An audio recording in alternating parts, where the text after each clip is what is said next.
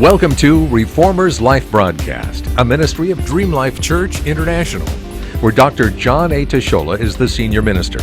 Dr. Tetsola is also the founder and president of Ecclesia Word Ministries International, the International Bible Training Center, and Reformers Ministries International, a network of cutting-edge ministries and leaders. He's the best-selling author of several life-changing books. His strong teaching and preaching displays the incredible strength of the mandate upon his life. It is our prayer and desire that through this message you will be imparted, changed, and encouraged to pursue the Lord. So prepare your heart now and expect from the Lord as we go into the message already in progress. Question is, who is God to you? Not to the church. Who is He to you? Who is He to you? Because who He is to you will determine if you're willing to see Him as your source. So we have to grasp and acquire the revelation of who Christ is to me. In the book of Matthew chapter 16 verse 13 to 18, Jesus asked, who do men say I am? And the disciples told him. And then he asked them, who do you say that I am? Who is God to you? Who is Christ to you? You know, that is a question that I keep answering. And you will never be able to come into the full revelation of this until there are circumstances that happens in your life. The circumstances actually reveal to you how you see God. You know, your reactions, your choices, your decisions reveal to you on how you see God. Your inability to be able to forgive, to let go, your inability to be able to deal with situations reveals to you how I see God, because how I see Him is how I will relate to Him. It is on this premise, on this foundation, that everything of your Christian life is built.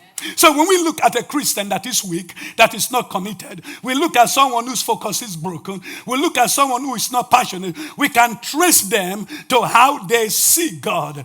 Because Paul says that I may know Him, that I may know Him. Daniel said, they that know their God, they shall be strong. Because the way I see God will determine my strength or my shallowness.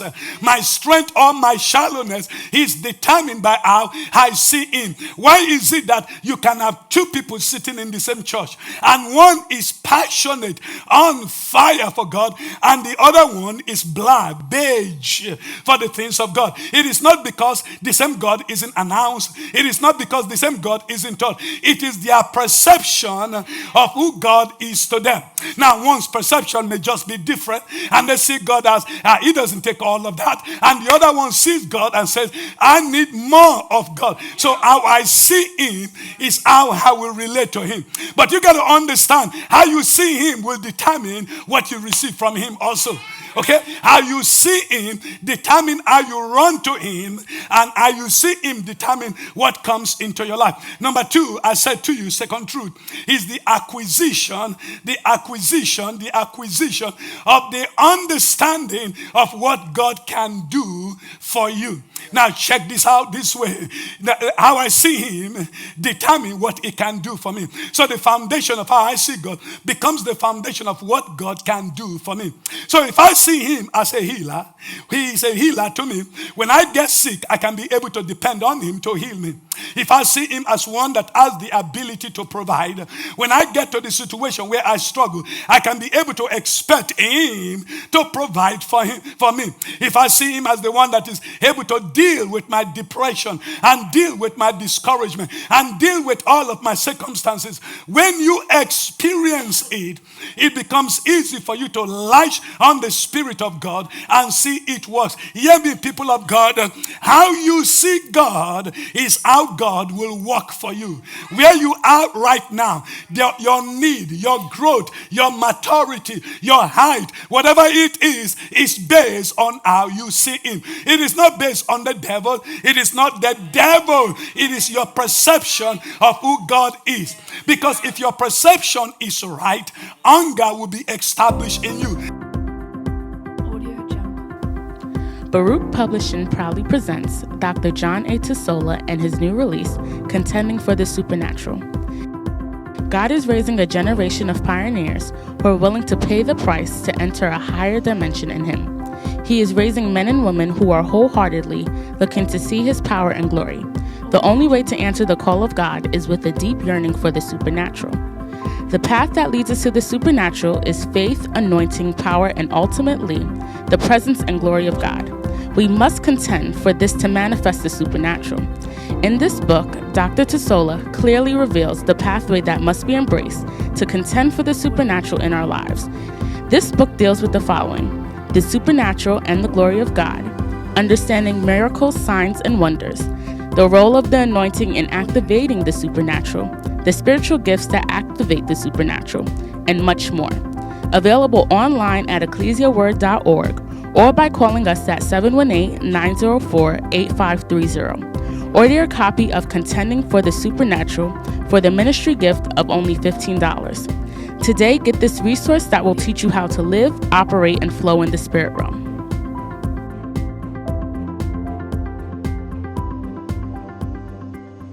Established in you, you pressing into the things of the Spirit, and the more you press in, the more the Spirit of God begins to work on your behalf. Number 3, third truth that we said is the acquisition of wisdom demonstration. Okay, so the first is who God is to me. The second is understanding of what God can do for me, and the third truth is the acquisition of wisdom demonstration. Now, wisdom is the ability to apply. This is very key, to apply the knowledge that is derived from understanding. It is the ability to apply the knowledge that is derived from understanding. Understanding is defined as the ability to discern, to comprehend, and to properly interpret. Your ability to interpret the information or the truth that you have received from knowledge. And then in the second part of this series, we began to look at what a source is. You still remember what a source is? Because the moment I understand what a source is, I can be able to understand who is my source. And in Hebrews chapter 12 verse 2, it explains it more better in the Amplified translation. He said this, he said, looking away from all that distract to Jesus, who is the leader and the source of my faith. He is the leader and the source. That's what the Amplified translation says. And the source of my faith. And the source of my faith. Who is the source of your faith? He is the source of my faith. So we define what a source is. A source is someone, 7 definition. A source is someone or something that provides what is needed. One of the definitions we said, it is one that initiates a thing. Another definition, it is the foundation through which anything and everything emanates from. And Jesus Christ, our God, is our source. He is the source of our faith. Psalm 71, David says, He is the source of my confidence. He is the source of your strength. He is the source of your hope. Why your confidence never gave up, why your hope is still intact, why your faith is together, it's because He's the source of it. The word confident itself is defined as the word to be certain and to be assured. So He is my source. People of God, He is our source. It doesn't matter who you are, what you think you possess, the money, your home, everything. He is our source. And you need to come to the place of revelation. Not hearing, but the place of revelation that God is my source. You may have $100,000 in the bank, and the enemy may orchestrate something that is bigger than $100,000, and nobody else can be able to help you. You will come to the place to know that God and God alone is your source. You have to develop this revelation. You hear it, you take it back home, you begin to study it, you make it a part of you, that God is going to be my source. If you are going to journey into bigger things in God, you're going to have this revelation of God being your source, because there are moments in your life that you will have to believe God for something that nobody around can be able to help you. In fact, the Spirit of God will make it possible that nobody will help you in order to train you in this, that God and God alone is your source. When you look at Genesis chapter 22, the book of Genesis chapter 22, and you concentrate on verse 7 to verse 8, you see Abraham, the man of the Spirit, honoring God, taking his only son to offer as a sacrifice. And the Bible says that the son Isaac asked his father, now we have the wood, now we have the fire. Now the question is, where is the lamb, or where is the goat, or where is the beef, or where is the animal? And Abraham, not Abram, because the man of the flesh will panic The man of the flesh will become nervous. Abraham, the man of the spirit, turned around, looked at his son, and spoke in faith. He says, God will provide. In other words, God is our source. I know we may not see a ramp right now, but I want you to understand that if I obey God, if this is a God instruction, if I stay in the will of God, if I make a commitment to do what is right, God eventually will become the foundation or the initiator or the orchestrator of everything that takes place. Jehovah God is going to provide. We know this story. We know that God provided. Hello? He provided. He showed up. But it is a revelation that you have to buy in, that you have to embrace, that has to become real to you. Not your husband's revelation, not your wife's revelation. It has to be your own revelation that God is my source. Because the moment you know God is your source, your faith becomes strong. It becomes strong. It becomes healthy in that area. You don't panic. You don't freak out. Something in you is balanced, that God will show up. It will show up. It may not happen in a day or in 2 days, but eventually, if I keep believing the Spirit of God, the Spirit of God himself will bring it to pass. It brings us to the third part of our series, and this is the part that we have been measuring in.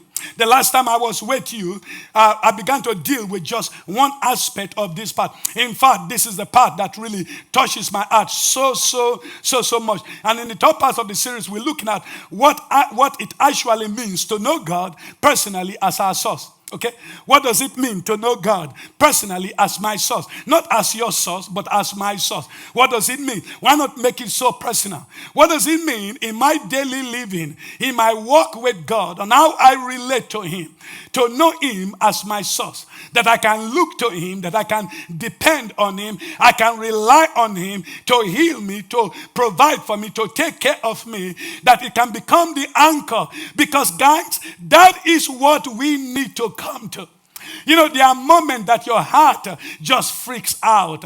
There are moments that sadness comes on you. There are moments that depression wants to overwhelm you. There are moments that situation and circumstances just look so horrible. There are moments of pain that all of this moment comes to every believer. But how we handle it is falling on the knowledge and the revelation of this, that God, you are my source. I know there is nobody here to help me, but I just trust you that you are going to take care of me. That God, I know you are my confidence, you are my strength, you are my help, you are all of this. You got to get to that place where you confidently know, you can be able to articulate it behind the scene, that Jehovah God is truly your source. So what does it mean?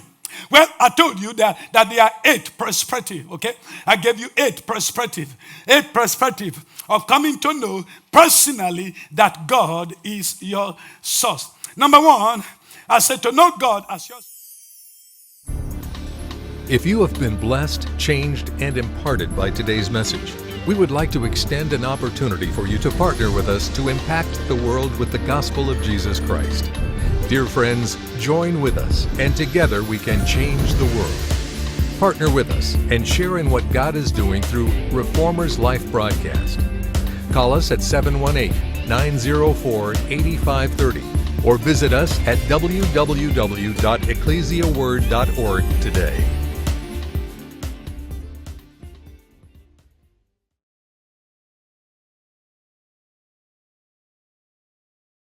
Hearted by this teaching, and we look forward to being with you again. To request this teaching in its entirety and for a complete catalog of all of our books, CDs, and DVDs, please visit us at ecclesiaword.org. Remember that you are a reformer and you walk in the anointing of reformation, and your faith in God is changing your circumstances.